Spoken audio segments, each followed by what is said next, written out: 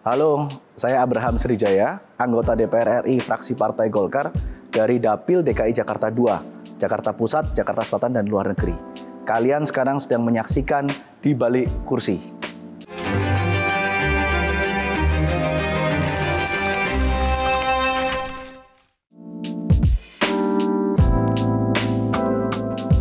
Jadi dulu waktu saya kuliah S1 di Universitas Airlangga, selesai kuliah saya ngambil S2 di Universitas Indonesia di Salemba, hukum, lalu jadi pengacara. Saya tidak ada keinginan untuk masuk ke dunia politik awalnya. Tapi karena waktu tahun 2016 lagi rame-ramenya kampanye Pilkada DKI, kebetulan diajak teman untuk ketemu dengan Pak Ahok pada waktu itu. Nah, lalu ikut proses kampanye sebagai peserta, lalu diajak ikut masuk ke dalam Angkatan Muda Partai Golkar pada waktu itu. Saya mulai dari paling bawah, dari jabatan departemen, sampai akhirnya naik ke Wakil Bendahara Umum, Wakil Ketua Umum, sampai akhirnya ikut kontestasi pemilihan legislatif di tahun 2019. Pada waktu itu dapilnya masih Jawa Timur 1, Surabaya Sidoarjo, dan belum berhasil. Nah, pada waktu itu saya sudah memutuskan untuk sebetulnya cukup di politik. Tapi di tahun 2024, pada waktu mau pemilihan legislatif lagi, kebetulan diminta oleh senior untuk maju di DKI Jakarta II. Dari situ saya berpikir, saya harus bisa membuktikan bahwa anak muda bisa menang meskipun kita ada di dapil neraka. Orang yang selalu bilang dapil neraka.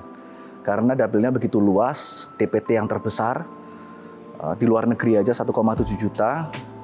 Dan akhirnya kita membuat tim bekerja 24 jam selama 1,5 tahun. Dan akhirnya berhasil mendapatkan suara tertinggi di Partai Golkar di DKI 2, yaitu 77.000.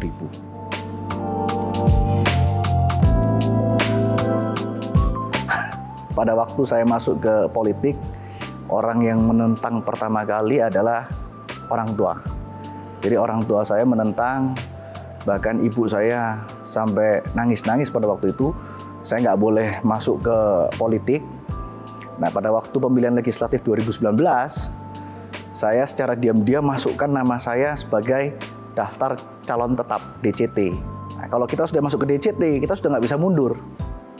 Jadi saya tunjukkan ke orang tua saya bahwa ini passion saya betul-betul ingin masuk ke legislatif, dan saya bekerja turun ke masyarakat di tahun 2019, dan orang tua saya, keluarga saya ngelihat keseriusan saya pada waktu turun, akhirnya mendekati pemilihan, keluarga jadi ikutan panas juga, jadi ikutan panas, jadi ikutan support, dan akhirnya mendukung. Meskipun di tahun 2024 saya udah diwanti-wanti, kamu harus ingat ini pelajaran 2019, kamu mau ulangi lagi. Tapi saya yakinkan orang tua, kali ini saya harus maju sebagai legislatif dan maju sebagai pemenang. Dan akhirnya saya bisa buktikan, saya terpilih di DKI 2.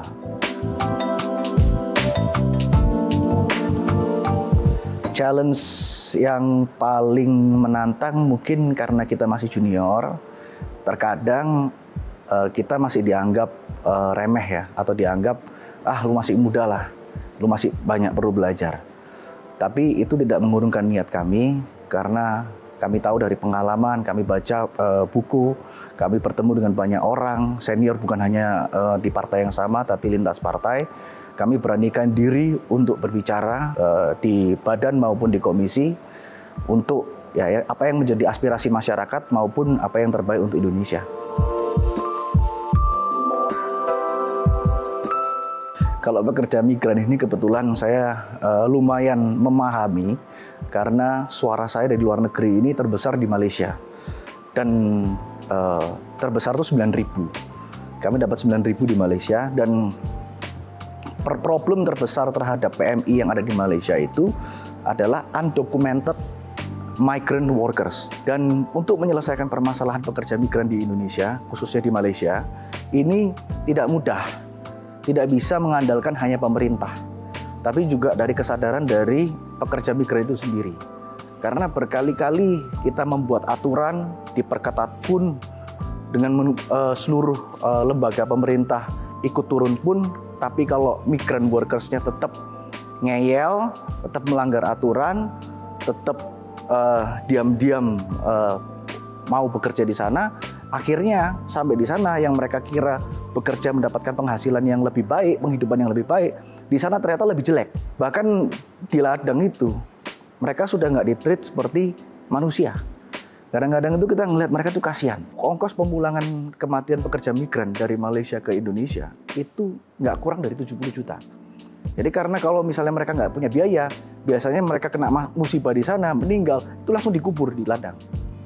Dan ini hanya salah satu problem yang dihadapi oleh pekerja migran Indonesia yang ada di Malaysia. Nah, ada kasus juga di mana pekerja migran kita ditangkap di sana, dibantu oleh pemerintah Indonesia, dipulangkan, nggak sampai 1 bulan, nyelundup lagi, masuk lagi ke sana. Karena mereka merasa mendapatkan lapangan pekerjaan di Indonesia susah. Nah, ini yang harus kita rubah. Makanya kemarin kami di Balik juga sempat ikut dalam panja RUU Perlindungan Pekerja Migran. Harapannya ini akan memperketat dan membantu lebih mudah masyarakat Indonesia yang mau bekerja di luar negeri.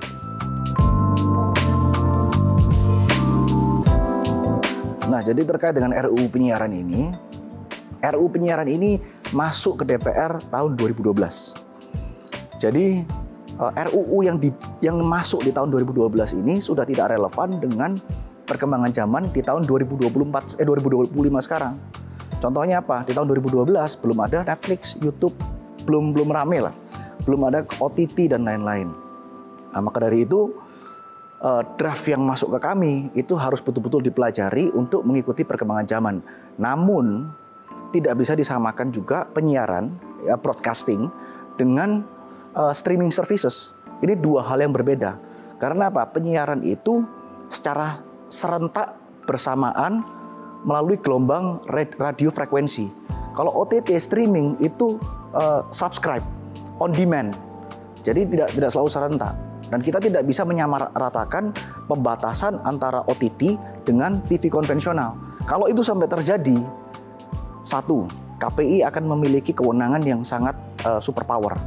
Karena apa? Yang dimaksud dengan platform digital itu bukan hanya OTT dan YouTube, Instagram, TikTok juga termasuk. Kita nggak mau dong KPI bisa ngawasin TikTok dan Instagram maupun dengan OTT streaming services. Kenapa? Nanti kreativitas masyarakat Indonesia akan terhambat dengan adanya hal-hal seperti itu. Dan yang kami takutkan juga nanti ada oknum-oknum yang bermain di sini yang akhirnya justru memperlambat majunya kreativitas streaming services di Indonesia.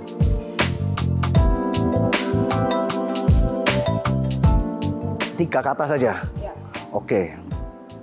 Berani, berintegritas, dan pintar.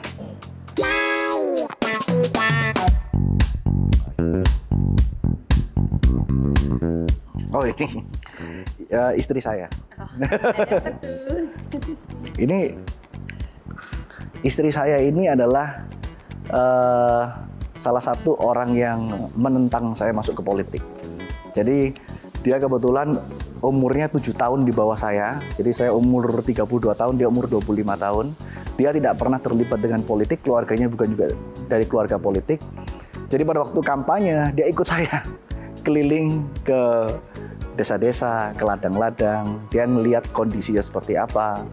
Dan akhirnya dia juga terbiasa melihat kondisi itu. Dan sekarang ikut mendukung saya di politik. Kalau istri mau ikut terjun ke dunia politik, kira-kira gimana? Nggak boleh. Kenapa tuh? Nggak boleh. Suaminya udah cukup. Dukung aja ya? Dukung aja, cukup. Oke Mas, boleh diambil. Boleh ceritain? Kenapa? Ada apa itu? Oh, ini mengenai The Massive. Jadi ceritanya begini. Kalau The Massive ini kebetulan karena dapil saya luar negeri dan kebetulan saya kenal baik dengan Rian The Massive. Kebetulan kemarin mereka pas ada tour keliling dunia, konsernya The Massive. Pas lagi masa kampanye. Jadi saya bilang ke Rian, kalian kan butuh sponsor dan saya butuh exposure. Jadi saya bilang, saya akan sponsorin kalian punya acara, sekaligus saya kampanye. Jadi kita kampanye kemarin itu ke 15 negara 10 kota. Kebetulan saya barusan nikah, jadi sekaligus honeymoon. Sekaligus kampanye, sekaligus jadi sponsor, sekaligus honeymoon. Nggak ada sih, baru kenal waktu itu. Karena rencananya aku, ini betul-betul nggak sengaja, karena awalnya aku mau bikin kampanye yang gede, kampanye akbar, aku mau mengundang The Massive. Dia melontarkan ide ini, langsung aku tangkep. Gitu. Tapi ya, sekali lagi, kembali lagi, kita tetap meskipun pakai The Massive, tetap kampanye terus berjalan.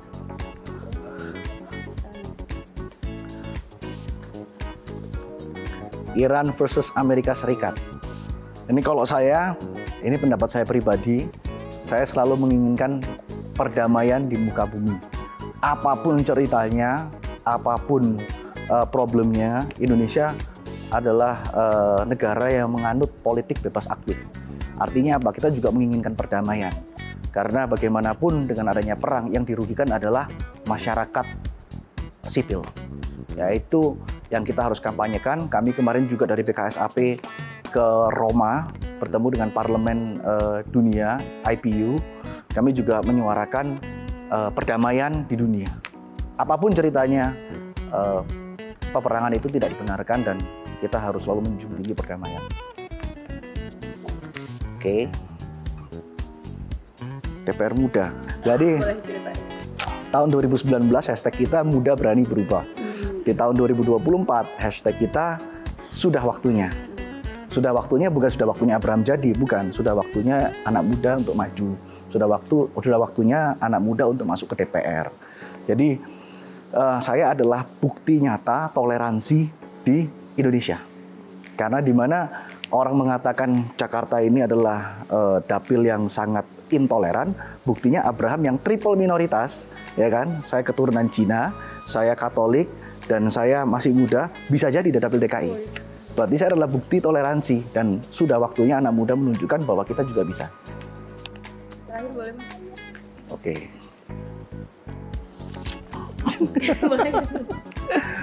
Mobil sport.